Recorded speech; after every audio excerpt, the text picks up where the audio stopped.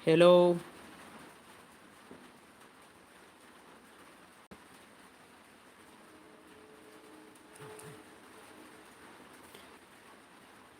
hello लोगोफोर सोर सोर अनलाइन दङ लाइभआव फैदो दसे बयबो गावजों गाव प्रमसन खालामलायनोसै आंनि साबस्क्राइबार लोगोफोर सोर सोर अनलाइन दङ लाइभआव फैदो आंनि साबस्क्राइबार लोगो नोंथांमोन गावजों गाव प्रमसन खालामलायसै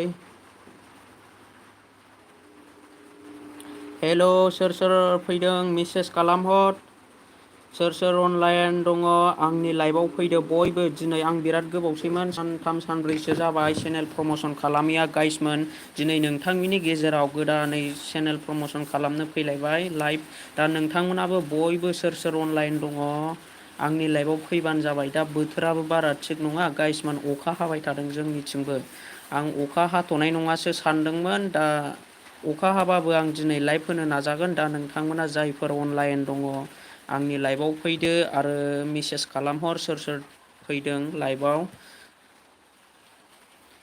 सोर सोर अनलाइन दङ मेसेज खालामहर जायफोर आंनि लाइभआव दङ मेसेज खालामहर आरो आंनि लाइभखौ शेयार खालामनानै हो लोगोसे लाइक खालामनानै हो आरो सोर सोर फैदों कमेन्ट खालाम जों दिनैबो गावजों गाव प्रमसन खालामलायनोसै गाइसमोन आं बिराद गोबाव जाबायमोन लाइभ फैयैया सानथाम सानब्रैसोआनो जाबायमोन दिनै आङो नोंसिनि गेजेराव गोदान लाइभ फैनानै जों गावजों गाव जयै प्रमसन खालामलायनो फैनाय जाबाय सोर सोर दङ कमेन्ट खालामहर जोंना नै दासो कमेन्ट हरहांदों मानसिफ्रा ABCD XYZ हेल' नेटआ मोजां नाङा ब्र' नों बेखौ एसे फोरमायहर ना नोंना आंनाबो अखा हानानै बारा नेटआ क्लियार खोनायाखै जानो हागौ दा जोंना बड' सिनेमेटिक सदा हाइ होनहरदों हेल' ब्र' हेल' लाइभआव फैदो लाइभआव बयबो जोंना रिंखां कृष्णआबो दङ माथो अनलाइन थेंक इउ रिंखां कृष्ण ब्र' लाइभखौ शेयार खालामनानै हो जाहाथे बयबो फैयो लाइभआव जोंनिथिं सान्दुं गोसाथारलै थानो हालायै नोंसिनिथिं अखाखौ जोंथिं थिनहर आदसा नोंसिनिथिंबो हाहैनो हासिगौ जोंनिथिं नागारोबा नोंसिनिथिं थांना बारा माबा लानाङा बे अखाया दा सोर सोर अनलाइन दङ कमेन्ट खालामहर दे जेनेरेल क्रेसनबो दङ आंनि लाइभआव थेंक इउ ब्र' जेनेरेल क्रेसन मा होनदों जेनेरेल क्रेसना ब्र' नायदोलाय आंनिखौबो नायनाय जायो ब्र' ओमफ्राय कमेन्टसो खालामनाय जाया मालाबा मालाबा दा भिडिअखौ नाया नङा नायो आङो सोरनिखौबा दा सोर सोर दङ दे कमेन्ट खालामहर लाइभआव गोदानबा लाइभखौ लाइक खालाम आरो चेनेलखौ गोदानब्ला चेनेलखौबो साबस्क्राइब खालाम दिनैबो जोङो गावजों गाव प्रमसन खालामलायनोसै आङो दहाय कमिउनिटि पस्ट होनानै दोनखादों सारिथायाव आं जायखिजाया लाइभ फैगोन होननानै ओमफ्राय दा सारिथा जायैनि सिगां मानसिफ्रा माने गोबां कमेन्ट हरनानै दोनदों नै ओमफ्राय आंथ' सारिथायावसो फैगोन होननानै टाइम होनानै दोनखादोंना देरहा फंबाय हेल' ब्र' आं गोदानसो अके थेंक इउ ब्र' दा नोंथाङा आंनि चेनेलाव गोदानब्ला चेनेलखौ साबस्क्राइब खालामदो दिनैबो जोङो गावजों गाव प्रमसन खालामलायनोसै ब्र' दा नोंथाङा आंनि चेनेलखौ साबस्क्राइब खालामाखैबा साबस्क्राइब खालामनानै लादो लोगोसे लाइभखौ लाइक खालाम आरो आं नोंनि लिंकखौ बे डिसक्रिपसनाव होनानै दोनगोन जों बयबो गावजों गाव सापर्ट लालायगोन दिनै आं बेबायदिनो फैबाय थायोमोन साननै सानथामसो जाबाय आं लाइभ फैया दा बोथोराबो थिग नङा अखा हालाबाय थायो जोंनिथिं बेबायदि टाइमबा मा जादों मिथिया ABCD XYZ ब्र' नों एप्सजों लाइभ फैयो नामा ओंहो ब्र' आं जेबो एप्सजों लाइभ फैया आंना मा होनो दा 500 साबस्क्राइबार जाबायना आंना बे लाइभ अपसना नुजाखाबाय जायफोरना 500 साबस्क्राइबार जायाखै बिसिना लाइभ अपसन नुजानाय नङा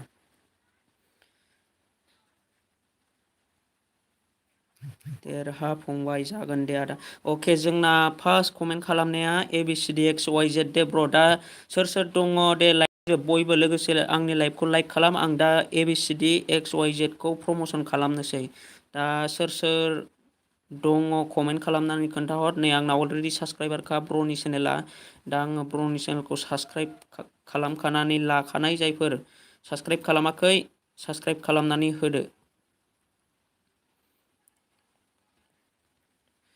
मा होनदों रिंखां कृष्णआ जोंना गो टु लाइभ ओंखारो माथो ब्र'? औ जोंना 500 साबसक्राइबार जानाय लोगो लोगो गो टु लाइभ ओंखारखायो ब्र'। ओमफ्राय 500 साबसक्राइबार जायाबा बे अपसनखौ मोननाय जाया आरो। दा आंना 500 साबसक्राइबार जाबाय नालाय, ओमफ्राय होनबाबो लाइभ फैजायो। लाइभ फैजायो ब्र'मोन। दा जोंना 500 साबसक्राइबार नांलाया, फार्स्ट टाइमावबो जायो फैनो गोसोबा आरो। जोंना मा होनदों ब्रह्म लाइभआव खालामखानायसो आं। सोर सोर खालामाखै दे चेनेलखौ साबसक्राइब खालामनानै फैदो ब्र'मोन। आं दा डिसक्रिपसनाव लिंक होनानै दोनदों। आं जायफोर साबसक्राइब खालामाखै सापर्ट खालामनानै फैदो। चेनेलनि नामा जादों ABCD XYZ। ABCD बिनि उनाव XYZ। दा जायफोर सापर्ट खालामाखै सापर्ट खालामनानै फैबानो जाबाय गाइसमोन। दे सापर्ट खालामनानै फैदो। नै दाबो 73 साबसक्राइबारल' जानानै दं। ओमफ्राय ब्र'आ बाराबो भिडिअ हगारा, आपल'ड खालामनाय जायादां। ब्र'आ टाइम मोना ना मा जाखो मिथिया।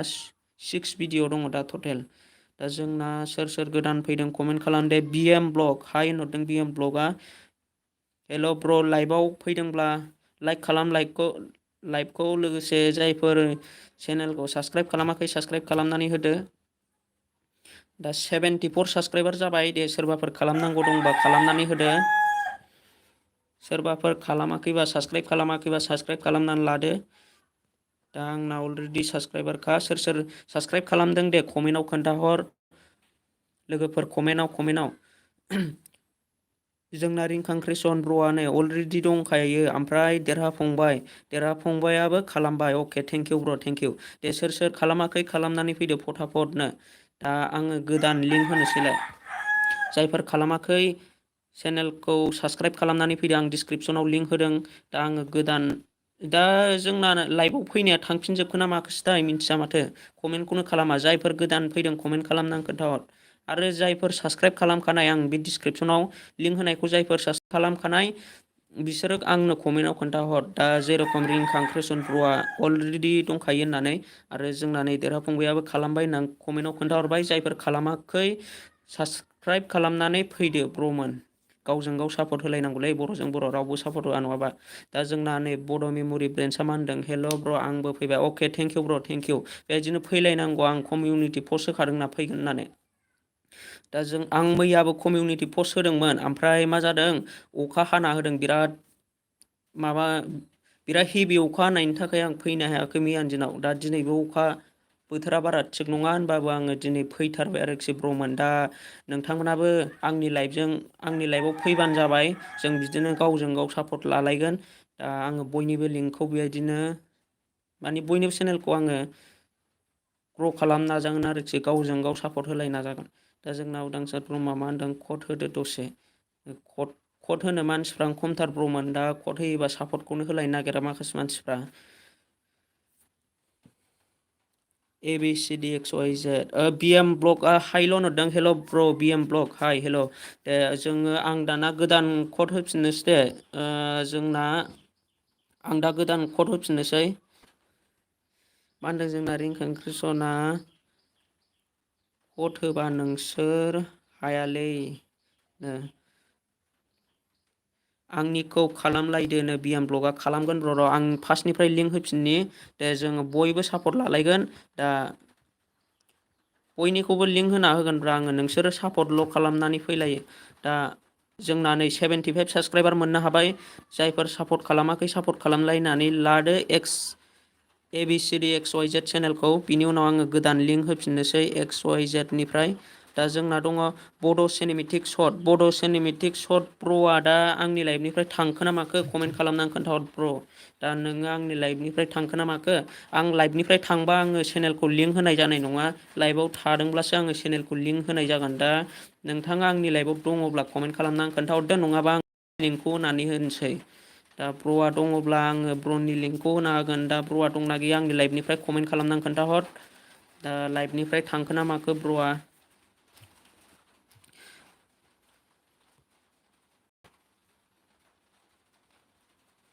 कमेन्ट खालामनानै खोन्थाहर दे ब्र'आ आंनि लाइभआव दंना गैया। मा जोंना उदांस्रि ब्रह्मआ मा होनदों आनसापर्ट दा खालामनो आनसापर्टआ जाहैबाय जोंना आनसाबस्क्राइब खालामलायनानै लानो नाङा आरोखि साबसक्राइब खालामखानायखौ। रिंखां खारबाय होनना बुंहरबाय, खारबायबा आङो गोदान लिंक होनानै होनोसै ब्र'नि माबाखौ। दानिया आङो बे लिंकखौनो होनोसै ब्र'नि लिंकखौनो। ब्र'नि लिंकआनो जाहैबाय इउटुब चेनेलनि मुङानो जाहैबाय रिंखां क्रिसन। दा 418 साबसक्राइबार जाबाय ब्र'ना, दा 500 जानो बारा साबसक्राइबार नांला ब्र'ना। दे माबार सापर्ट खालामनानै होदो बयबो गावजों गाव। दा आं ब्र'नि चेनेलखौ लिंक होनानै होबाय। दा जायफोर सापर्ट खालामाखै सापर्ट खालामनानै फैदो, आं डिसक्रिपसनाव लिंक होनानै होबाय ब्र'मोन। जायफोर सापर्ट खालामाखै फटाफट सापर्ट खालामनानै फैदो। दा टटेल साबसक्राइबार दङ 418। ब्र'आ आंनो मा होनो इउटुबाव माबायाव वाट्सआपाव नोङो आंनो फट' हरदोंमोन ना 600 बेसिबांबा साबसक्राइबारनिफ्राय बेसिबांबा 416आव थाहैदोंदां ब्र'नाबो। दा ब्र'आ सिगां समाव बिराद माने चेनेलखौ साब लादोंमोन कमेन्टनि गेजेरजों। दा बबो माइनास जाजादों खोमा बिरादनो। सोर खालामखो दे कमेन्ट खालामनानै खोन्थाहर। जोंना नै आरबि बड' अफिसियेल ब्र'आ लाइभआव फैनायनि थाखाय थेंक इउ ब्र'। दा दिनैबो प्रमसन खालामलायनोसै गावजों गाव। दा ABCD XYZ आसोलनिखौ नायखायो ब्र'। आदसा थेंक इउ ब्र'। दे बेबायदिनो जायफोर सापर्ट खालामाखै सापर्ट खालामनानै फैदो। बड' मेम'रि आंनिखौ दाहोथ' ब्र'। आंना 409 अलरेडि दंमोन, ओमफ्राय दा 417 जाबायमोन। दा खमायनानै 408ल'सै। आसरित। आदसा दा माखासे मानसिफ्रा जानो हागौ आनसाबस्क्राइबबो खालामलायो ब्र'। आं बेनिखायनो बार बुङो मानसिफोरखौ, सोरबाफोर साबसक्राइब खालामखानायखौ जुदि आनसाबस्क्राइब बानायोब्ला माने जेबो लाब गैया आरोखि। आरो साबसक्राइब खालामलायनो मानो जोंना बायो, मानि थाखाय आनसाबस्क्राइब बानायो मानसिफ्रा, आं बेखौ मिथिला। जायफोर लाइभआव गोदानै फैदों लाइभखौ लाइक खालाम। आरो आंनि चेनेलाबो बिराद माइनास जागासिनो दङ। दा आंनाबो टटेल नोंसोर नायनो हागोन 646ल'सै आंना। 50 थांबायमोन ब्र'मोन साबसक्राइबारा, दा खमायै 46ल'सै। दा जायफोर आंनि चेनेलखौ साबसक्राइब खालामाखै दासिमबो साबसक्राइब खालामनानै लाबानो जाबाय ब्र'मोन। साबसक्राइब खालामोबा जेबो जाया। दा साबसक्राइबखौ जोङो गावजों गाव लालायनांगौ। दा सोर आं डिसक्रिपसनाव लिंक होनानै दोनदों, सोर सापर्ट खालामाखै सापर्ट खालामनानै फैदो। 420 साबसक्राइबार मोननो हाबाय रिंखां क्रिसन ब्र'आ। दानिया सोर खालामाखै सोर सापर्ट खालामाखै सापर्ट खालामनानै फैदो।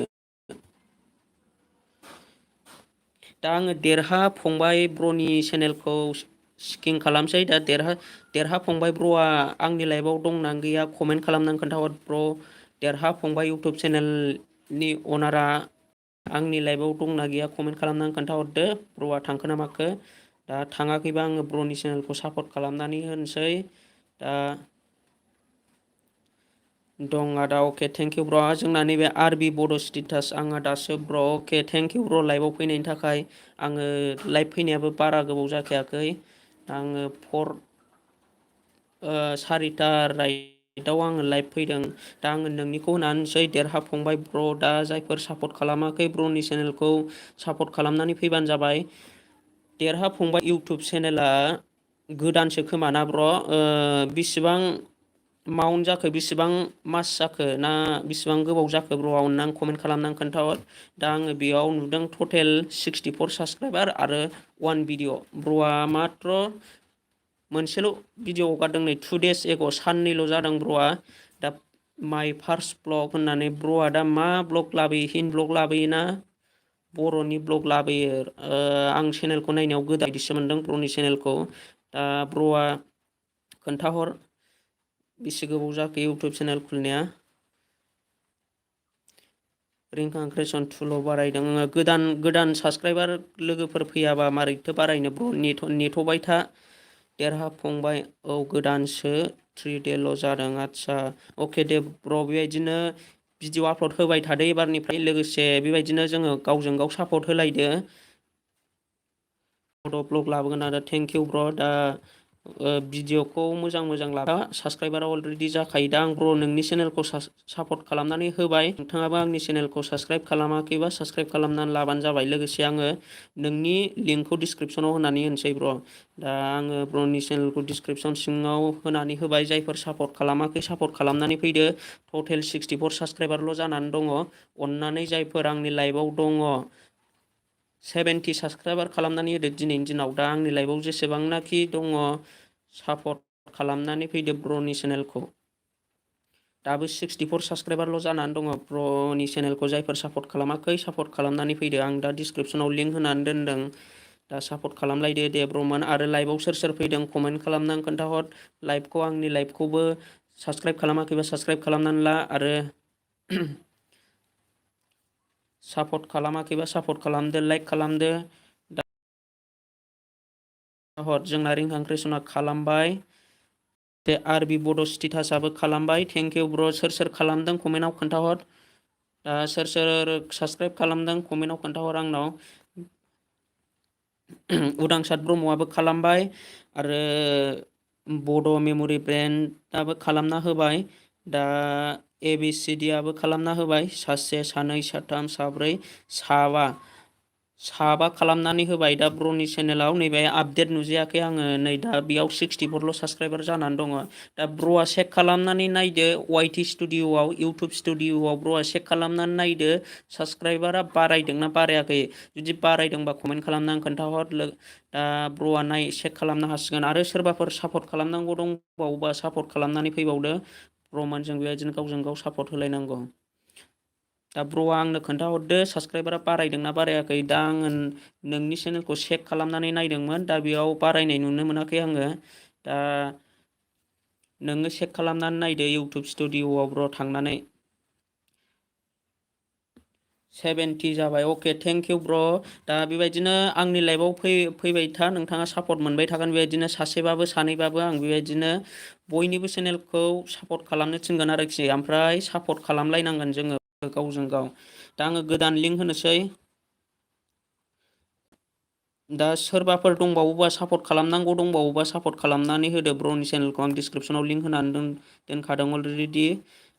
सापर्ट खालामाखैबा सापर्ट खालामनानै फैनो हासिगोन ब्रमोना। दा आङो उदांसार ब्रह्म ब्रनिखौ आङो चेनेलखौ भिजिट खालामसै। दा आंना अलरेडि साबस्क्राइबारखा। दा ब्रनाबो टटेल 43 साबस्क्राइबारल' जानानै दङ। जायफोर सापर्ट खालामाखै ब्रनि चेनेलखौ सापर्ट खालामनानै फैदो।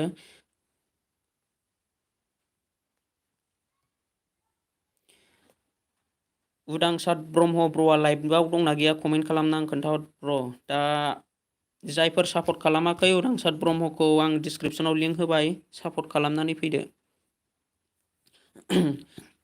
दा ब्र'आ जोबोद मोजां होनानै लादों। नैबे बेनारखौ बेबायदिनो होनानै लानांगौ ब्र बेनारखौ। दा बेनारखौ नोंनिखौ बिराद मोजां समायबाय। प्रफेसनेल बेनार नुबाय ब्र। दा बेबायदिनो होनानै लानांगौ जोंना बेनारखौ। दा बेयाव होदों इउटुब चेनेलनि गावनि फट' गावनि प्रफाइल होनानै लादों ब्र'आ। जोबोद मोजां समायदों। आरो बेयाव लिरनानै दोनदों मट' ब्लगिं ट्रेभेल लाइफस्टाइल। अके।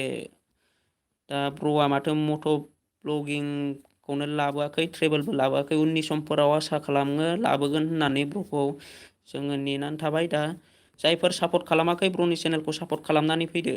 सोर खालामबाय कमेन्टआव खोन्थाहर। र' आं नायनि होनबा जोंना सोर खालामखो। रिंखांक्रिसन ब्रनाथ' अलरेडि दंखायो। आरबि बड' स्टेटास आंना खालामखानायसो। आदसा दा सानै खालामखानाय। ओमफ्राय देरहा फंबाया खालामनानै होबाय ब्र'आ जों। दा होनबा सासेल' बारायदों जानांगौ ब्रना दाबो। ABCD XYZ खालामखानाय। जोंना दाबो सासेल' बारायदों। होनबा जायफोर सापर्ट खालामनांगौ दङ बेलायनो दाबो 44 साबस्क्राइबारल' जानानै दङ। जायफोर लाइभआव गोदानै फैदों कमेन्ट खालामनानै खोन्थाहर। आरो जायफोर सापर्ट खालामाखै सापर्ट खालामनानै फैदो। डिसक्रिपसनाव लिंक होनानै दोनदों। जायफोर लाइभआव गोदानै फैदों कमेन्टजों खोन्थाहर। दा जायफोर सापर्ट खालामाखै सापर्ट खालामदों। आङो डिसक्रिपसनाव लिंक होखादों ब्रमोन। दा सोर सापर्ट खालामनाय सोर अलरेडि साबस्क्राइबारखा कमेन्टआव खोन्थाहर। दा लाइभनिफ्राय थांनो नाङा रावबो। दा बयबो जों बेबायदिनो सापर्ट लालायनांगौ। जोंना सानै खालामबाय बड' मेम'रि ब्रेन्ड प्र'आबो खालामनानै फैबाय जोंना। दा बेयाव सासेल' बारायनाय नुजादों 43मोन 44ल' जानानै दङ दासिमबो। जायफोर सापर्ट खालामाखै सापर्ट खालामनानै होदो।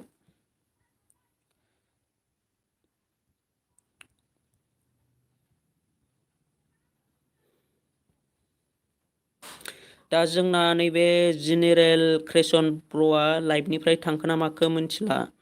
जेनेरेल क्रेसन ब्र'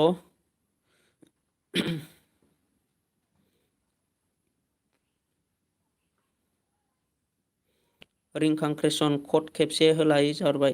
जोङो कडखौ होनो हायो ब्र'मोन, दा कड होयोबा बारा मानसिफ्रा सापर्ट खालामलाया, बिनिखायनो आङो कडखौ एसे बादबदों। दा होगोन र', जुदि होनांगौबा दा होना होगोन आङो। दा आङो नैबेखौ सोंहरदों, जोंना जेनेरेल क्रेसना लाइभआव दंना गैया कमेन्ट खालामनानै खोन्थाहर। जेनेरेल क्रेसन ब्र'आ आंनि लाइभआव दंना गैया कमेन्ट खालामना खोन्थाहर। दा सोर सोर गोदानै फैदों कमेन्ट खालाम, आरो सापर्ट होलायगोन जों बेबायदिनो बयबो ज' जानानै गावजों गाव। जायफोर आंनि लाइभआव गोदानै फैदों कमेन्टआव खोन्थाहरबानो जाबाय। रिंखां क्रेसन ओइ ब्रादार र' दै। अके ब्र', दा जायफोर सापर्ट खालामाखै आं डिसक्रिपसनाव लिंक होनानै दोनदों ब्र'मोन, कमेन्ट खालामनानै खोन्थाहर। जायफोर सापर्ट खालामबाय कमेन्टआव खोन्थाहर आं सापर्ट खालामबाय होननानै। दा सोर सोर अनलाइन दङ खनसे हाइ होनहरलाय देलाय। गासिबो हेल' बा हाइ लिरनानै कमेन्ट खालामनानै खोन्थाहर गासिबो सोर सोर लाइभआव दङ। आंनि लाइभआव सोर सोर दङ कमेन्ट खालामनानै खोन्थाहर दे।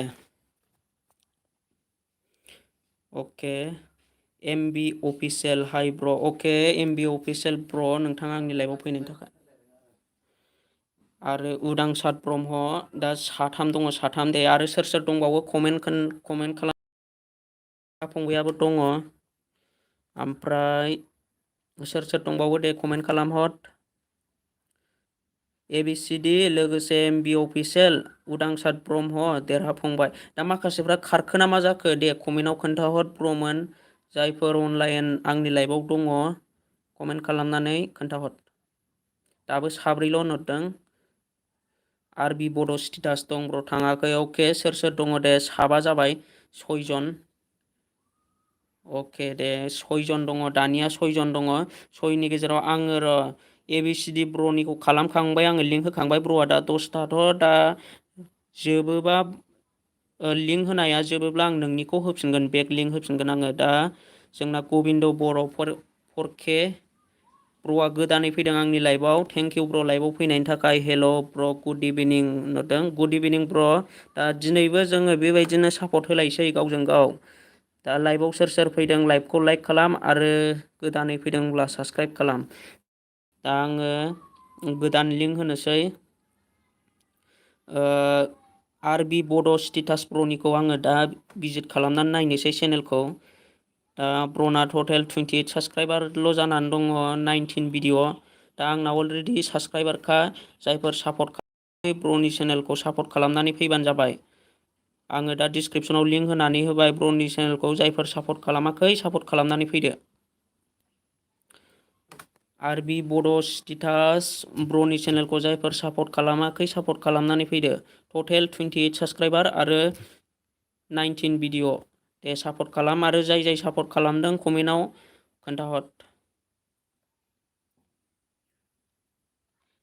आं दा डिसक्रिपसनाव लिंक होनानै दोनदों। जायफोर सापर्ट खालामाखै सापर्ट खालामनानै फैदो दे। दाबो 28 साबसक्राइबारल' जानानै दङ। सोर सोर सापर्ट खालामखो आरो सोर सोरना दंखायो खोन्थाहर दे। देरहाफंबाय ब्र'आ जोंना खालामनानै होबाय। गबिन्द बर' 4Kआबो दंखायो अलरेडि साबसक्राइबारखा। आरो बड' मेम'रि ब्रेन्डआबो खालामना होबाय। दा जोंना साथाम खालामनानै होबाय। आरो सोरबाफोर खालामनांगौ दंबावोबा, सोरबाफोर सापर्ट खालामाखैबा सापर्ट खालामनानै होदो। आं डिसक्रिपसनाव लिंक होनानै दोनदों। खोरोम ब्र'आ आंनाव मेसेज खालामहरदों, प्लिज आदा आंनिखौबो सापर्ट खालाम। अके खोरोम ब्र सापर्टखौथ' खालामगोन ओमफ्राय लाइभआव थाबाय था आङो बयनिखौबो सापर्ट खालामा नङा खालामखायो। दा नोंथाङाबो जुदि प्रमसन खालामजानो लुगैदोंबा सापर्ट खालामनानै होयो। दा नोंथां खालामलायबानो जाबाय आङो बयनिखौबो लिंक होना होगोन। दा गावजों गाव जोङो सापर्ट लालायनांगौ ब्र। दा नोंथाङा आंनि लाइभआव आंनि चेनेलखौ सापर्ट खालामाखैबा आंनिखौबो सापर्ट खालामदो। आङो बयनिखौबो बेबायदिनो सापर्ट खालामगोन आरो आङो बयनिबो चेनेलखौ बेबायदिनो ग्र' खालामनो नाजागोन। बयनिबो चेनेलजों समानै रानलायनानै जोङो सापर्ट लालायगोन। दा जोंना सोर सोर सापर्ट खालामखै दे आं डिसक्रिपसनाव लिंक होनानै दोनदों। जाय जाय खालामदों खालामबाय होननानै कमेन्ट खालामनानै खोन्थाहर। दा जोंना देरहा फंबाया खालामना होबाय, गबिन्द बर' फरकेयाबो खालामबाय, बड' मेम'रि बेबो खालामबाय। दा जायफोर सापर्ट खालामाखै खालामदो। एमबि अफिसियेलाबो खालामखानायसो, ABCD बेबो खालामबाय। दे जायफोर सापर्ट खालामाखै सापर्ट खालामदो। नै दाबो 30 साबसक्राइबारल' जानानै दङ। जायफोर साबसक्राइब खालामनांगौ दंबावो खालामनानै फैदो। आं डिसक्रिपसनाव लिंक होनानै दोनदों। आरो आंनि लाइभआव गोदानै फैदोंब्ला कमेन्ट खालामनानै खोन्थाहर। कमेन्ट खालामाबा सोर सोर फैदों सोर सोर फैयाखै बेखौ मिन्थिया आङो। दा आङो गोदान लिंक होनोसै। दा जोंना बड' मेम'रि ब्रेन्डनि चेनेलखौ आङो भिजिट खालामनानै नायनोसै दाना। बड' मेम'रि ब्रेन्ड आंनाथ' अलरेडि साबसक्राइबारखा ब्र'नि चेनेलखौ आं अलरेडि साबसक्राइब खालामनानै लाखादों। दा आं ब्र'नि चेनेलखौ लिंक होनानै होनोसै। जायफोर सापर्ट खालामाखै सापर्ट खालामनानै फैदो। गबिन्द बर' फरके आंनिखौ आदसा र' ब्र' थाथ' आं बयनिखौबो सापर्ट खालामनानै होगोन। दा जाय जाय आंनि लाइभआव फार्स्ट फैग्रोदोंमोन ना आङो बिसोरनिखौ सिगां खालामगोन आरो बिनि उनाव जायफोर लाइभआव एसे उन फैदों आङो बिसिनिखौबो खालामगोन। बयनिखौबो खालामलायगोन जोङो। दा सापर्ट होलायनांगौ जोङो बयबो बेबायदिनो। दा बड' मेम'रि ब्रेन्ड इउटुब चेनेलखौ जायफोर सापर्ट खालामाखै सापर्ट खालामनानै फैदो। टटेल 400 साबसक्राइबारल' जानानै दङ। ब्रनाबो बिराद साबसक्राइबारा बारायबायमोन। दा माखासे मानसिफ्रा आनसाबसक्राइब खालामनानै लाखो ना माखो। दा ब्रनाबो बिराद आनसाबसक्राइब जाफिनदों चेनेला। जायफोर सापर्ट खालामाखै सापर्ट खालामनानै फैदो। देरहा फंबाय ब्र'आ खालामनानै होबाय। दा सोर सोर खालामाखै सोर सोर अलरेडि खालामखानानै दङ खोन्थाहर कमेन्टआव। दा जोंना आरबि बड' स्टेटासआबो खालामखानायसो। गबिन्द बर'आबो दंखायो। दे खोन्थाहरजोब सोर सोर खालामखानाय। दाबो गोदानानो सासेल' नामा होनबा जोंना देरहा फंबाय ब्र'आल' गोदान जोंना। जायफोर गोजाम दङ जायफोर सापर्ट खालामाखै सापर्ट खालामनानै फैदो। उदांसार ब्रह्मआबो सिगाङावनो खालामखानायसो। आदसा दे जायफोर खालामनांगौ दङ खालामहर। जायफोर सापर्ट खालामाखै खालामनानै हो।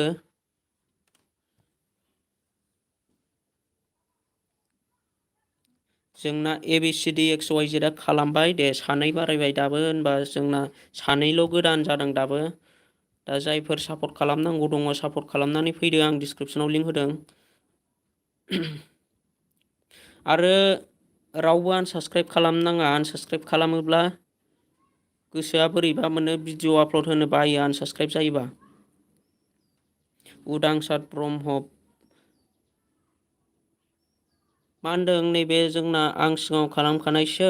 ओमफ्राय जोंना नैबे ABCD आबो खालामना होबाय। ओमफ्राय गबिन्द बर'आ उदांसार ब्रह्म माने उदांसार ब्रह्मनिखौ खालामनानै होबाय होनबा गबिन्द बर'आ।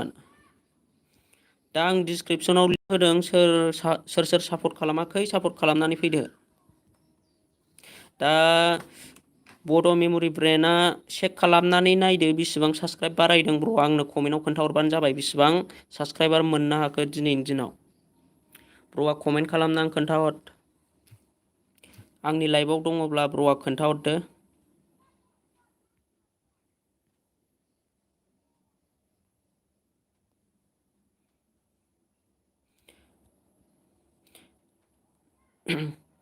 दा जोंना नैबे आंनि लाइभनिफ्राय थांखो ना माखो जोंना ब्र'आ नैबे MB अफिसियेला थांखो ना माखो कमेन्ट खालामनानै खोन्थाहर।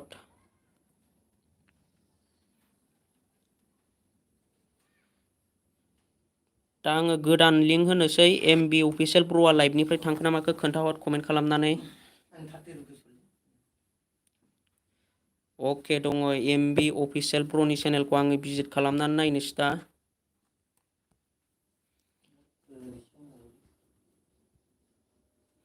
दा आङो ब्र'नि चेनेलखौ अलरेडि साबस्क्राइब खालामखानानै लाखादों। दा जायफोर ब्र'नि चेनेलखौ सापर्ट खालामाखै सापर्ट खालामनानै होदो, आं डिसक्रिपसनाव लिंक होबाय। दा आं डिसक्रिपसनाव लिंक होनानै होबाय, जायफोर सापर्ट खालामाखै सापर्ट खालामनानै फैबानो जाबाय।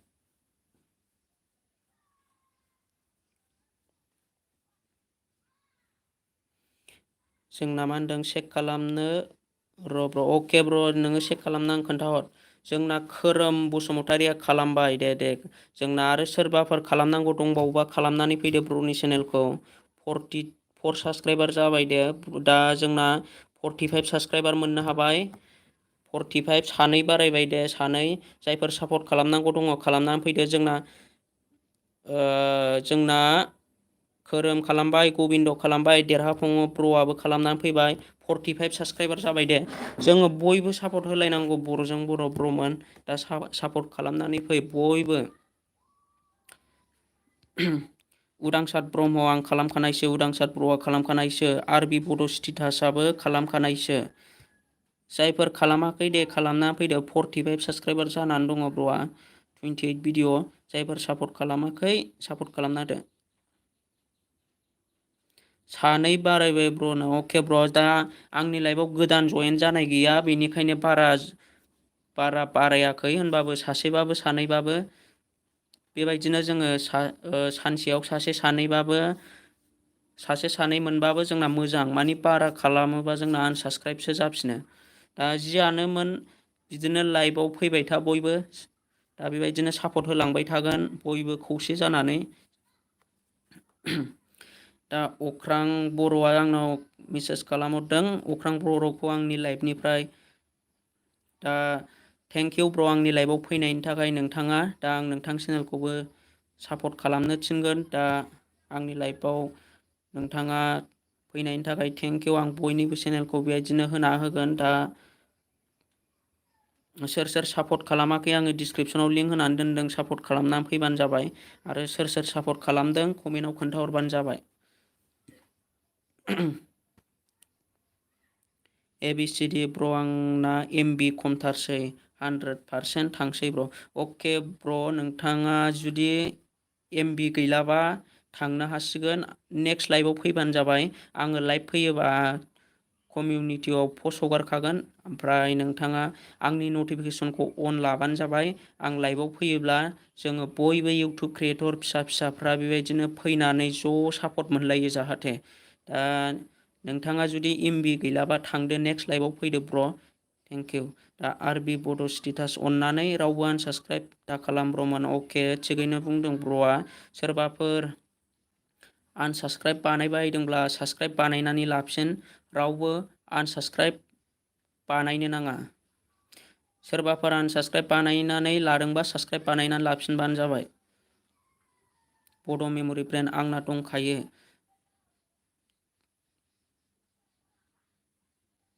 मा होनदों जोंना टेक्न' बर'आ लाइभआव गोदान जयेन जादों। दा थेंकिउ टेक्न' बर' ब्र'। मा कमेन्ट लिरहरदों बुजियाखिसै आङो। बोरैलाय ब्र'नो मा होनदों ब्र'आ, मोजां खोन्थाहरफिनबानो जाबाय। दा आङो गोदान लिंक होनानै होनोसै। खोरोम ब्र'आ आंनि लाइफआव दंना गैया खनसे कमेन्ट खालामनानै खोन्थाहर दे। खोरोम ब्र'आ आंनि लाइफनिफ्राय थांखो ना माखो कमेन्ट खालामनानै खोन्थाहर। खोरोम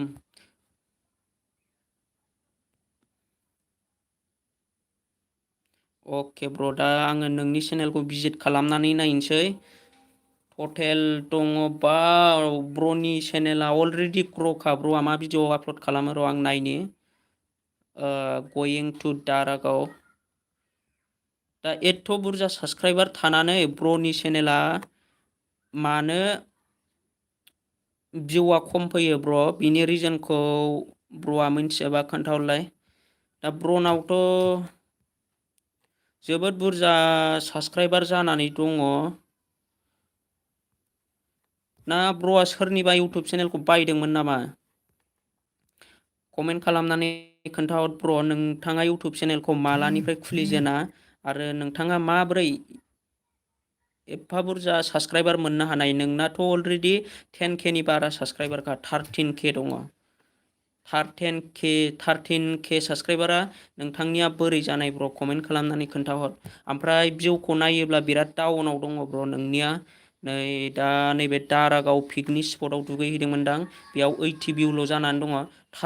13K जालायनानै ब्र'नि चेनेला दासिमबो भिउआनो जोबोद डाउन। बिनि रिजोना मा ब्र? नोंथाङा मिन्थियोब्ला कमेन्ट खालामनानै खोन्थाहर। ना चेनेला माबाफोर जानाय नामा?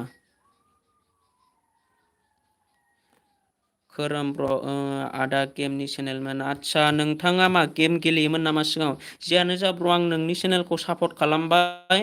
दा जायफोर सापर्ट खालामाखै ब्र'नि चेनेलखौ सापर्ट खालामनानै फैदो। दा ब्र'ना अलरेडि 10K नि बाराखा, होनबाबो जायफोर सापर्ट खालामाखै सापर्ट खालामनानै फैदो। दा भिउआ जोबोद खम ब्र'ना, भिउआ फैनो नागिरा।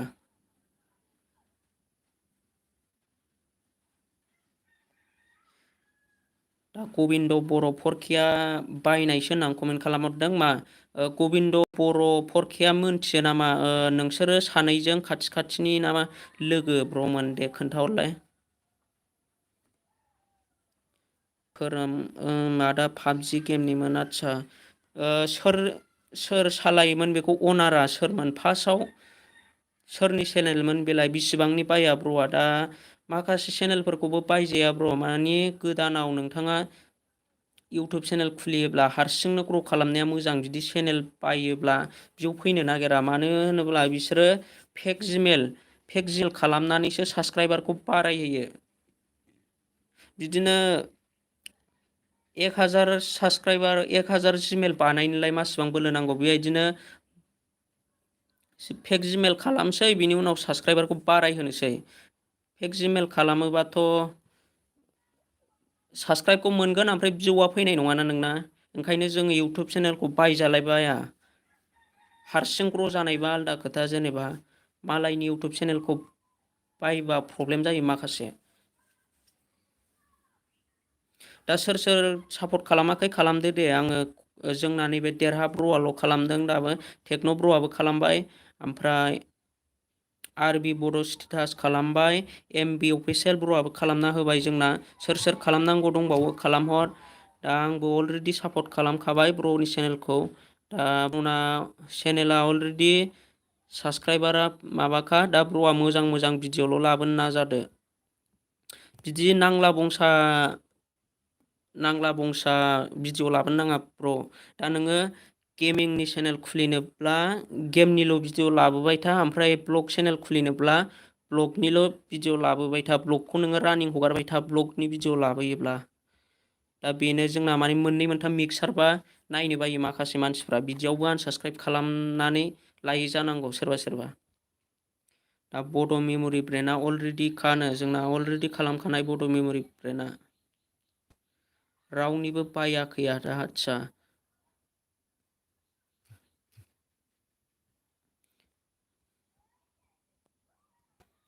दा आङो सोर सापर्ट खालामाखै सापर्ट खालामनानै फैदो। ब्र'नि चेनेलखौ आं डिसक्रिपसनाव लिंक होनानै दोनदों।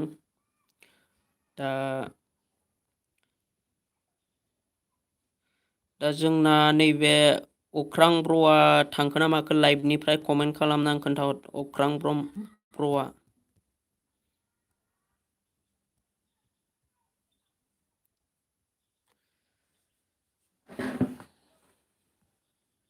दे खनसे लाइभआव सोर दङ बयबो खनसे टाइप खालामफिनलाय ब्र'मोन।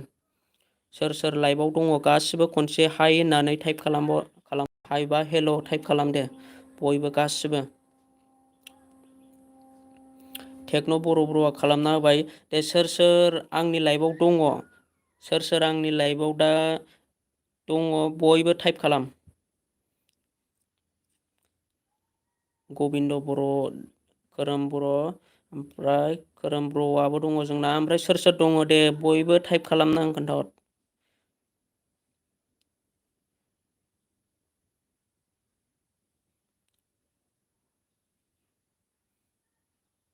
सासे सानै साथाम साब्रै दङ, ओमफ्राय सानै दंबावो जोंना 6 जन लाइभ दङना। बे सानैयाव सोर दङ टाइप खालामना खोन्थाहर दे। माखासे इउटुब चेनेल जानो हागौ। आरबि बड' स्टेटास दे जोंहा सासे साबा जाबाय, साबा दङ दे। आरो सोरबाफोर दंबावोबा कमेन्ट खालामनानै खोन्थाहर हाय होननानै। दा माखासेया थांबाय जोंना।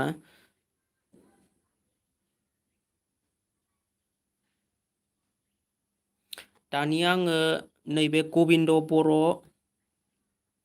4K ब्र'नि चेनेलखौ भिजिट खालामनानै नायसै। गबिन्द बर' 4K ब्र'नि चेनेलखौ आं अलरेडि साबसक्राइबारखा ब्र'नि चेनेला। दा जायफोर सापर्ट खालामाखै सापर्ट खालामनानै होदो। गबिन्दा बर' 4K। दा आङो डिसक्रिपसनाव लिंक होनानै होबाय। दा डिसक्रिपसनाव लिंक होनानै होबाय आङो। जायफोर सापर्ट खालामाखै सापर्ट खालामनानै फैदो। टटेल 197 साबसक्राइबार जानानै दङ। अननानै 205 खालामनानै होदो ब्र'नि चेनेलखौ। माने जेसेबांनाखि आंनि लाइफआव दङ सोरबाफोर सापर्ट खालामाखैबा सापर्ट खालामनानै फैजोबदो। दा सासेल' बारायदों 198ल' बारायदों दाबो। सोर सोर सापर्ट खालामाखै सापर्ट खालामनानै फैदो। खोरोम बर'आ खालामबाय जोंना। ओमफ्राय टेक्न' बर'आबो खालामखानायसो। आरबि बड' स्टेटासआबो खालामबाय। आरो देरहा फंबाय ब्र'आबो खालामना होबाय। सोर सोर सापर्ट खालामनांगौ दंबावो सापर्ट खालामनानै फैदो।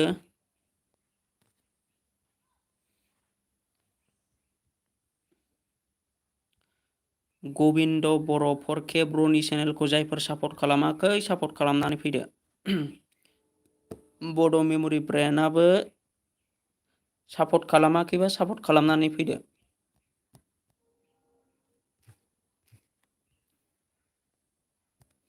$199 साबसक्राइबार मोननो हाबाय ब्र'आ। आरो सोरबाफोर सापर्ट खालामनांगौ दंबावोबा सापर्ट खालामनानै फैदो। आं डिसक्रिपसनाव लिंक होखादों।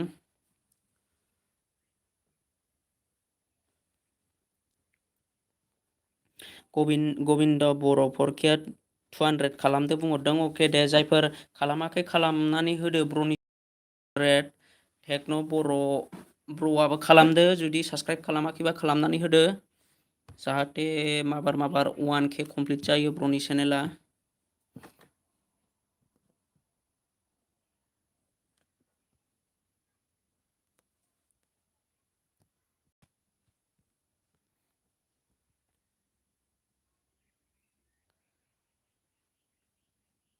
दा जोंना खालामनांगौ गैलाबा आङो गोदान लिंक होनानै होनोसै। दा ब्र'ना दङ टटेल 199 साबसक्राइबारल' जानानै दङ। 200 जायोब्ला मोजां जागौमोन। दा ब्र'आबो 200 खालामनो थिनदोंमोन। दा जायफोर सापर्ट खालामाखै सापर्ट खालामनानै होदो। आं डिसक्रिपसनाव लिंक होनानै दोनदों।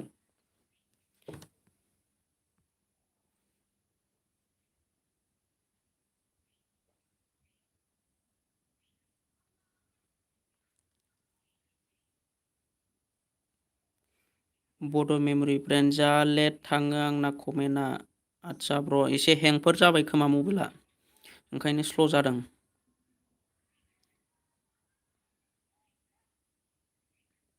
दा गबिन्द बर' ब्र'नि चेनेलखौ जायफोर सापर्ट खालामाखै सापर्ट खालामनानै फैदो। आं डिसक्रिपसनाव लिंक होबाय। 200 कमप्लिट खालामनानै होदो। लोगोसे आंनि लाइभखौबो लाइक खालाम आरो चेनेलाव गोदानबा साबसक्राइब खालामनानै हो। दा 200 गबिन्द बर'आ चेक खालामनानै नायलाय ब्र' नोंना बेसिबां साबसक्राइबार जाखो। दा बेयाव आपडेट जायाखै। दा जोंना बड' मेम'रियाबो दंखायो खालामखानायसो। टेक्न' बर'आबो खालामखाबाय। देरहा फंबाय ब्र'आबो खालामबाय। आरबि दानिया आङो टेक्न' बर' ब्र'नि चेनेलखौ होनोसै। टेक्न' बर'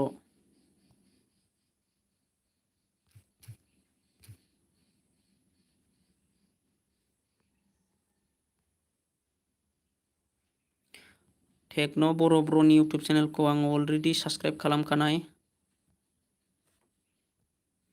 दा ब्र'नि चेनेलखौ जायफोर सापर्ट खालामाखै सापर्ट खालामनानै फैदो। 199 दङनो। दा जायफोर सापर्ट खालामाखै सापर्ट खालामनानै लाबानो जाबाय। दा गोदान साबसक्राइबार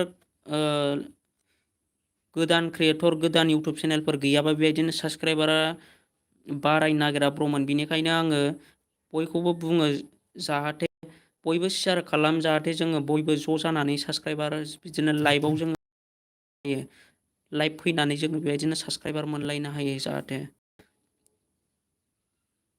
दा आङो टेक्न' इउटुब चेनेलखौ डिसक्रिपसनाव होनानै होबाय। जायफोर सापर्ट खालामाखै सापर्ट खालामनानै फैदो।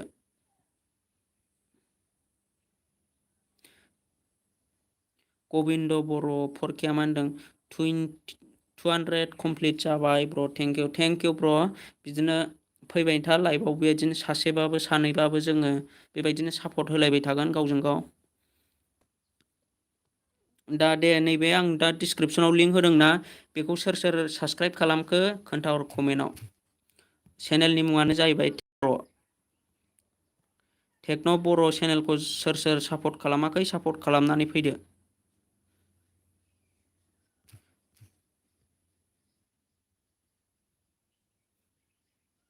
76 साबस्क्राइबार जानानै दङ ब्रनिया। दे सोर सोर सापर्ट खालामाखै सापर्ट खालामनानै फैदो। जोंना गबिन्द बर' फरकिया खालामखानायसो, ओमफ्राय खोरोम ब्र'आ खालामबाय। दा सोर सोर खालामदों सोर सोर खालामाखै कमेन्टआव खोन्थाहर। आरो लाइभआव गोदानबा कमेन्ट खालामनानै खोन्था।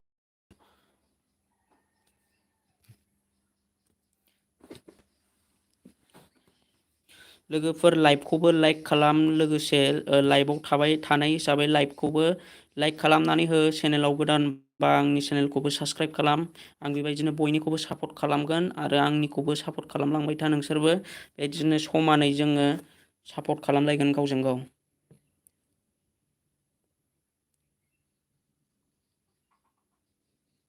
टेक्न' बर'आ मा होनदों जोंना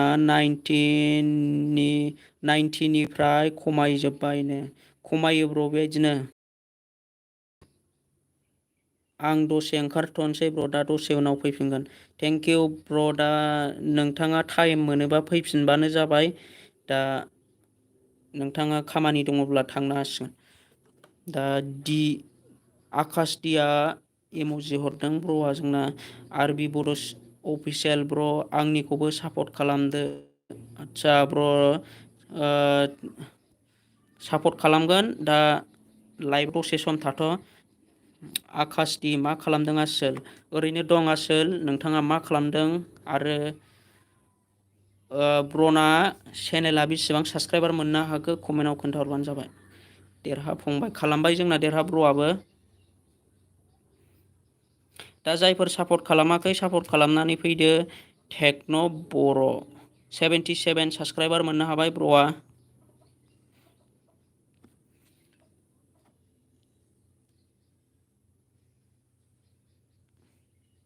दा जोंना गोदानै फैनाया जोंना जायो माबा आकाशदीप ब्र'आ दा आंनि लाइभनिफ्राय थांखो ना माखो। लोगोसे आरबि बड' अफिसियेल ब्र'नि चेनेलखौ आङो भिजिट खालामनानै नायनोसै। आरबि बड' अफिसियेल ब्र'नाबो 1K साबस्क्राइबार जाबाय। दा ब्र'नि चेनेलखौ जायफोर सापर्ट खालामाखै सापर्ट खालामना फैबानो जाबाय।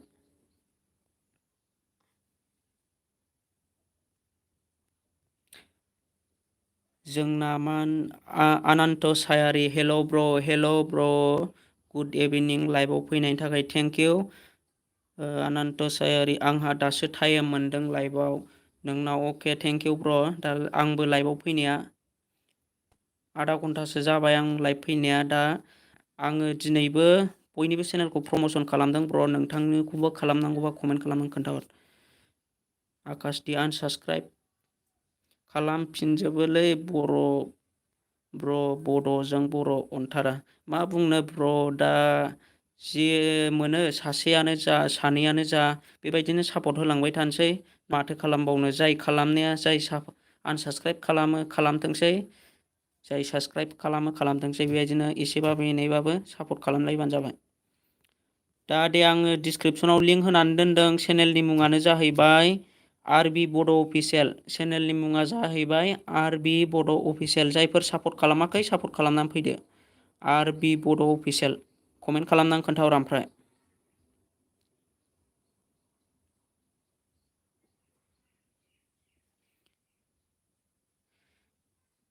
आनान्त सायारिया होनदों जोंना सापर्ट खालामना होदो ब्र'।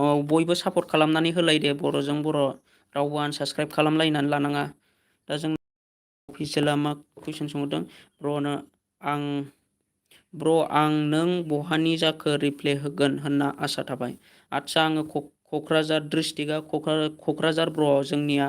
दा नोंथांना मा डिस्ट्रिक्ट नोंथाङाबो आंनो खोन्थाहर। दा जोंनि डिस्ट्रिक्टआ क'क्राझार। खोरोम खालामबाय आदा थेंक इउ ब्र'। जायफोर सापर्ट खालामाखै खालामनानै फैदो। गबिन्द बर' फरके आरबि बड' नोंनिखौ खालामबाय आंनि खालामदों अके जोंना गबिन्द बर'आबो खालामना होबाय। आरबि बड' अफिसियेल आं तामुलपुरनि। अके ब्र' थेंक इउ मोनथिनायनि थाखाय। दा जायफोर सापर्ट खालामाखै सापर्ट खालामनानै फैदो। चेनेल नामानो जाहैबाय आरबि बड' अफिसियेल। आरो सोर सोर खालामखो कमेन्टआव खोन्थाहरबानो जाबाय। दे सोर सोर खालामदों कमेन्टआव खोन्थाहर दे। कमेन्ट खालामनानै खोन्थाहर।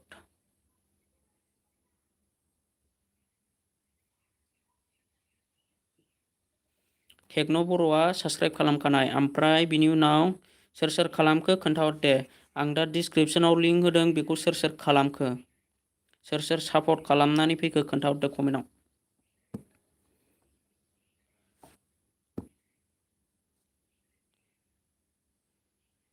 देरहा ब्र'आबो खालामनानै होबाय। दा सानै खालामबाय जोंना नैबे बर'आ अलरेडि साबसक्राइब खालामखानाय। सोर सोर सापर्ट खालामनानै फैखो खोन्थाहरबानो जाबाय कमेन्टआव।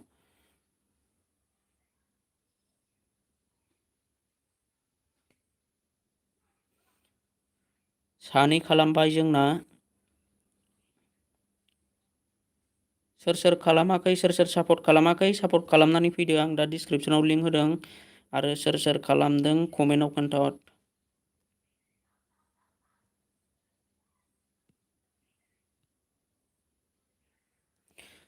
आरबि बड' अफिसियेला मा होनदों आंनाव कमेन्ट हरनो हो ब्र'। अके आरबि बड' जायफोर सापर्ट खालामनानै फैदोंना ब्र'नि चेनेलनि भिडिअ'आव कमेन्ट खालामदो। आं नोंनिखौ सापर्ट खालामबाय बेबायदि हरनो थिनदों ब्र'आ मानि बेक साबसक्राइबार होफिननो थाखाय। दा जायफोर सापर्ट खालामाखै बेबायदिनो सापर्ट होबानो जाबाय। ब्र'नि चेनेलाव भिडिअ'खौ नायनानै लाइकजों लोगोसे मोजां कमेन्ट खालामनानै फैदो आरो ब्र'आबो होनबानो बेक सापर्ट खालामफिनगोन। आनान्त सायारि आंबो खालामबाय ब्र'। थेंक इउ ब्र'। जायफोर सापर्ट खालामाखै सापर्ट खालामनानै फैदो। दा जोंना दे सोर सोर दङ खनसे हेल' होननानै टाइप खालामफिनदोलाय। खनसे हेल' टाइप खालामफिनदोलाय दे। सोर सोर दङ खनसे हेल' होननानै टाइप खालामफिनदो दे। आं गोदान लिंक होनोसै खनसे खालामफिन दे।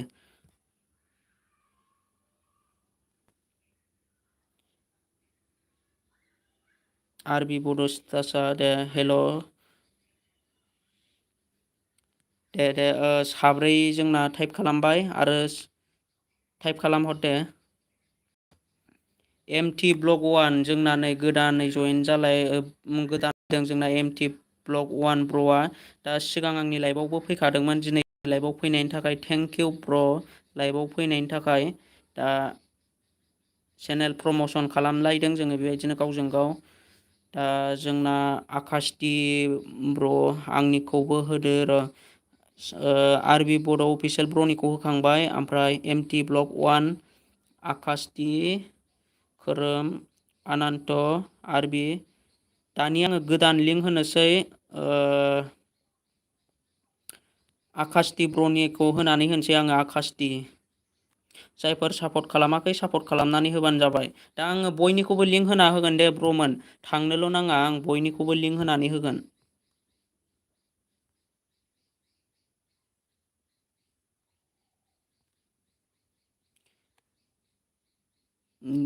जोंना गबिन्द बर' फरखेया मा होनदों आरबि बड' स्टेटास खनसे होबावदो ब्र' आंनिखौ लिंक आरबि बड' स्टेटास ब्र' होफिनगोन दा जोंना खोथाया जाहैबाय माखासे फुराना गोदानफोर फैनाय थायोना जेनेबा गोदान मानसिफोर फैनाय थायो आङो बिसिनिखौ होगोरनि बिनि उनाव रावबो गैलाबा जोबजोब्बाय आं लिंकखौ होनानै जोबजोब्बायब्ला आङो बेबायदिनो सिगाङाव जेनिखौ होदोंमोन बिसिनिखौ आङो रिपिट होफिनजोबगोन।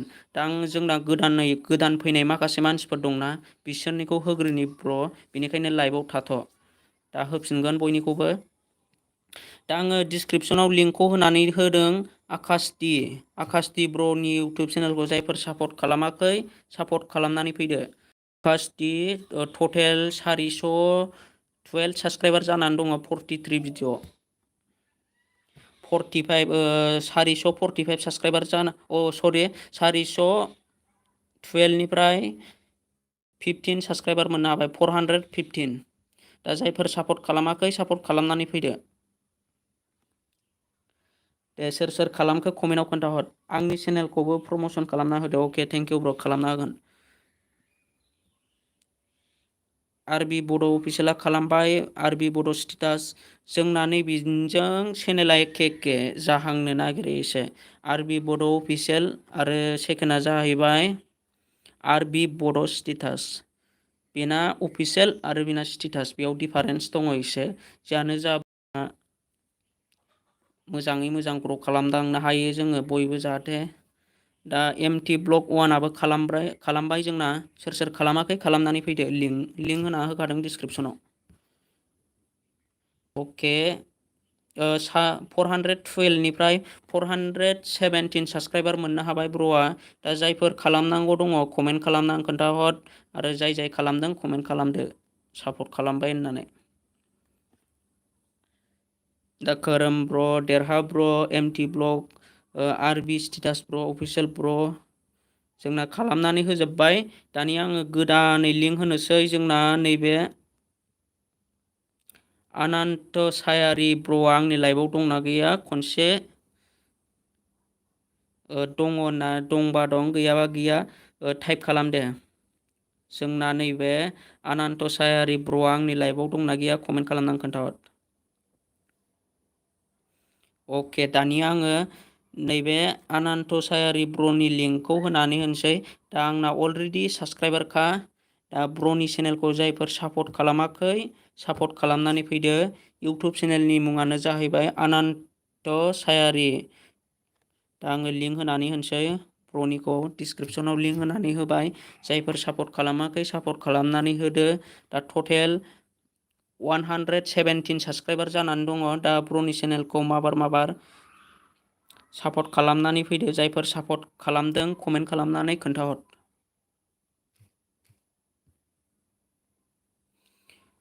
117 साबसक्राइबार जानानै दङ दा ब्र'निया। दे माबार जायफोर सापर्ट खालामाखै सापर्ट खालामनानै फैदो।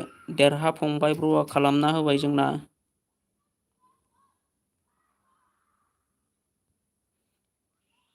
आरबि बड' स्टेटास ब्र'आबो खालामबाय।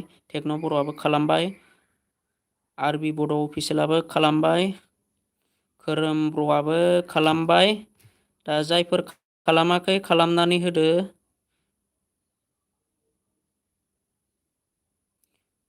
117 साबसक्राइबार दा आपडेट जायाखै बेयाव साबसक्राइबारा। दा ब्र'आ वाइटि स्टुडिअ'आव चेक खालामनानै आंनो कमेन्टआव खोन्थाहरबानो जाबाय बेसिबां साबसक्राइबार मोननो हाखो दिनैनि दिनाव।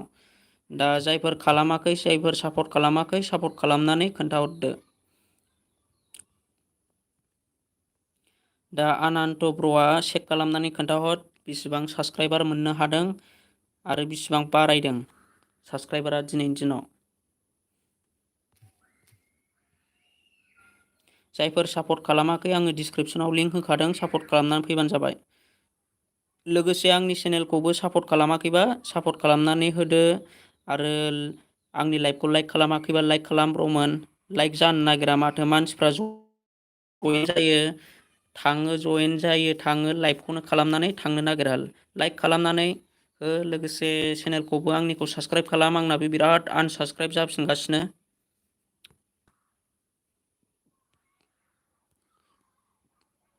अनन्त सायारि गासैबो सापर्ट खालामलाय ब्र'मोन।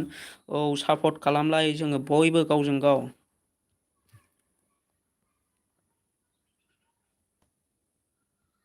दानिया जोंना दङ MT ब्लग 1 ब्र'आ आंनि लाइभनिफ्राय थांखो ना माखो कमेन्ट खालामनानै खोन्थाहर। देरहा फंबाय आं लाइक खालामखाबाय ब्र नोंनिखौ। अके लाइक खालामनानै हो ब्र मोना लाइकआ बिराद खम जायो मानसिफ्रा लाइभआव थाबाबो लाइकखौ खालामनो बावो खोमा बेनिखायनो आंनि चेनेलखौबो लाइक खालामनानै हो आरो साबस्क्राइब खालामनानै ला साबस्क्राइब खालामाखैबा। MT ब्लग 1 ब्र'नि चेनेलखौ आं दा भिजिट खालामनानै नायनोसै। MT ब्लग 1 आंना अलरेडि साबस्क्राइबारखा टटेल 160 साबस्क्राइबार जानानै दङ 17 भिडिअ। दा आङो ब्र'नि चेनेलखौ लिंक होनानै होनोसै। जायफोर सापर्ट खालामाखै सापर्ट खालामनानै फैबानो जाबाय। दा आं ब्र'नि चेनेलखौ लिंक होनानै होबाय। जायफोर सापर्ट खालामाखै सापर्ट खालामनानै फैदो। दा चेनेलनि मुङानो जाहैबाय MT ब्लग 1। जायफोर सापर्ट खालामाखै सापर्ट खालामनानै फैदो ब्र'मोन आरो कमेन्ट खालामनानै खोन्थाहर जाय सापर्ट खालामनानै फैदों।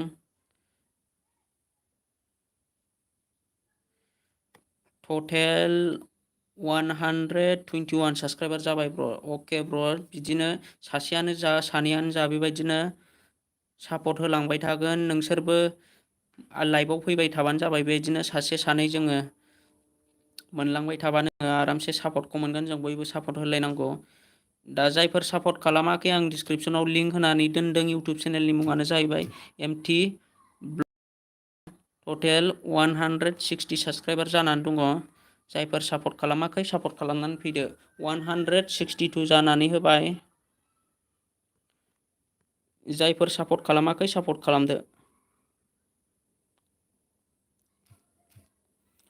162ल' जानानै दङ दाबो 63 जाबाय। सोर सापर्ट खालामाखै सापर्ट खालामनानै फैदो।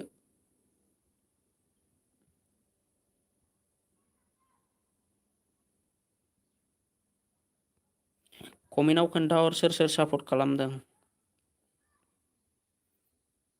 टेक्न' बर' खालामबाय। लोगोसे देरहा फंबायाबो खालामबाय।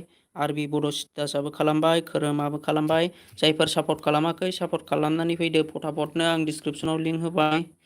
दा जाय खालामदों कमेन्टआव खोन्थाहर। दा जोंना बांसिनानो खालामजोब्बाय। दानिया कमेन्ट खालामनानै खोन्थाहरदो आरो गोदानै गैयाब्ला आङो गोजामफोरनि लिंकखौनो खनसे होफिनजोबनोसै। दे खनसे बयबो हेल' कमेन्ट टाइप खालामनानै होफिनदोलाय दे हेल' कमेन्ट टाइप खालामनानै होफिन दे हेल' खालाम दे। जोंना बयबो सोर दङ। जुदि गोदानै जयेन जानानै फैदोंब्ला आङो गोदाननिखौ होग्रोगोन ब्र'मोन। दा जोंना बयबो रावबो गोदान गैलाबा आङो गोजामनिखौनो होसै। आरबि बड' स्टेटास दे होदो आंनिखौ। अके ब्र' देरहा दे हेल' टाइप खालामगोर। आरो सासेया जोंना अनलि 6 जनल'सै लाइभआव थांला जोब्बाय मानसिफ्रा। दा आङो गोदान लिंक होनानै होफिनसै। आरबि बड' स्टेटास ब्र'नि चेनेलखौ आङो लिंक होनानै होफिनसै। दा आरबि बड' स्टेटास देरहा फंबाय ब्र'निखौबो होफिनगोन। आनान्त सायारि ब्र'निखौबो बिदिनो गोदान लिंक होफिननोसै।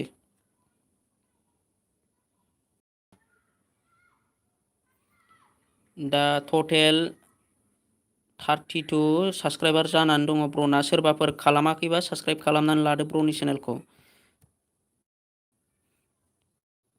आरो वाच टाइमा बेसे जाखो कमेन्टआव खोन्थाहर दे। आरबि बड' स्टेटास ब्र'नि चेनेलखौ आङो लिंक होना होबाय।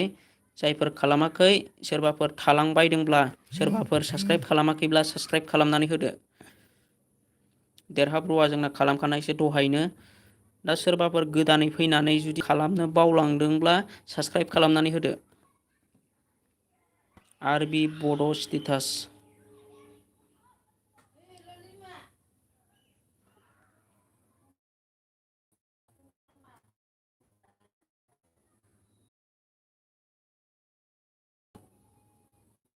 दा सोर खालामदों कमेन्टआव खोन्थाहर दे ब्र'मोन। कमेन्टआव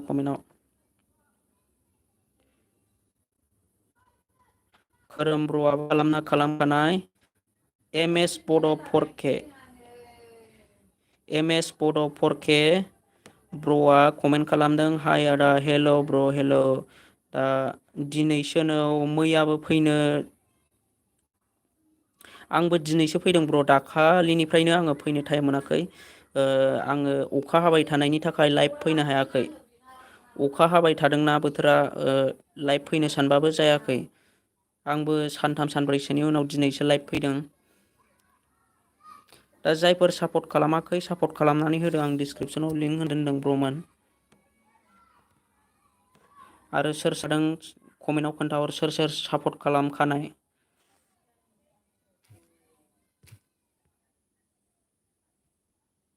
दा बिनि बिसो साबसक्राइबारानो बारायाखै।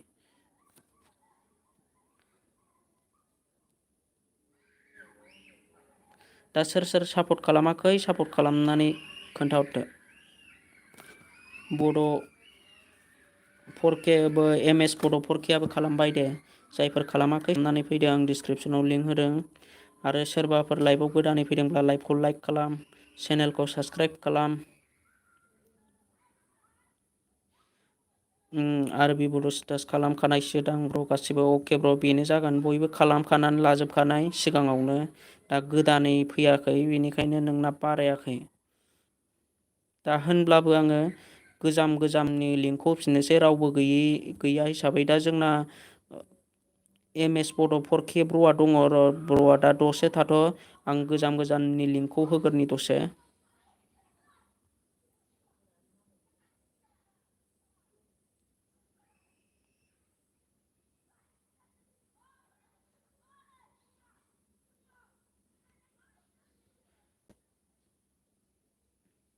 उदांसार ब्रह्मआ मा होनदों अन्नानै सोर सोर खालामाखै खालामदो देनो। आरबि बर' स्टेटास आं ओंखारथ'सै ब्र'। अके ब्र' नेक्स्ट लाइभआव फैबानो जाबाय। दा आंबो बारा गोबाव थाला आंबो ओंखारनोसै। दा आङो ब्र'नि नैबे जोंना MS बड' 4K ब्र'नि चेनेलखौ जायफोर सापर्ट खालाम गोदान फैदोंब्ला ब्र'नि चेनेलखौ सापर्ट खालामनानै होदो। MS बड' 4K MS आरबि बड' स्टेटासआ मा होनदों नेक्स्ट लाइभआव फैफिननोसै। अके थेंक इउ ब्र' नेक्स्ट लाइभआव फैफिनबानो जाबाय नोंथाङा। MS बड' 4K ब्र'नि चेनेलखौ जायफोर सापर्ट खालामाखै सापर्ट खालामनानै फैदो। आं डिसक्रिपसनाव लिंक होबाय। आरो सोर सोर सापर्ट खालामदों कमेन्ट खालामनानै खोन्थाहर।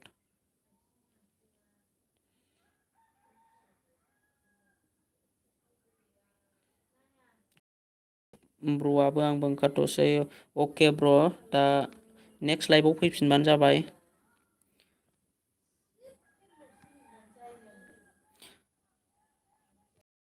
दा चेनेलनि मुङानो जाहैबाय MS बड' 4K।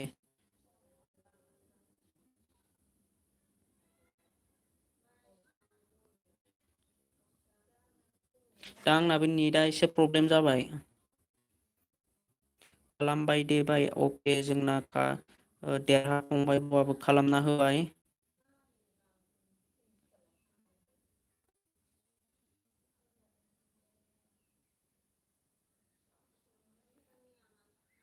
ब्र'मोन आंना नेटआ एसे प्रब्लेम जादों। दा नेट नाङा जादों खोमा आं जासिगोन। आंबो नेक्स्ट लाइभ फैनोसै ब्र'मोन। दा नेक्स्ट लाइभआव नोंसोरो फैफिनबानो जाबाय। खिनियावनो दोनथ'नो सानबाय। दा नेक्स्ट लाइभआवबो जोङो बेबायदिनो प्रमसन खालामलायगोन। नेक्स्ट लाइभआव बयबो फैबानो जाबाय। जों गावजों गाव सापर्ट खालामलायफिनसै नेक्स्ट लाइभआव। MS बर'फोर जोंना मानि गोदान गैयाना ब्र' बयबो खालामनानै लाजोबखानाय बयबो सापर्ट खालामनानै होखाजोबनाय। बेनिखायनो गोदानफोरनो इउटुब क्रियेटर गोदानफोरनो भिडिअखौ शेयार खालामनानै हो जाहाथे बयबो फैनो हायो। दे आङो दा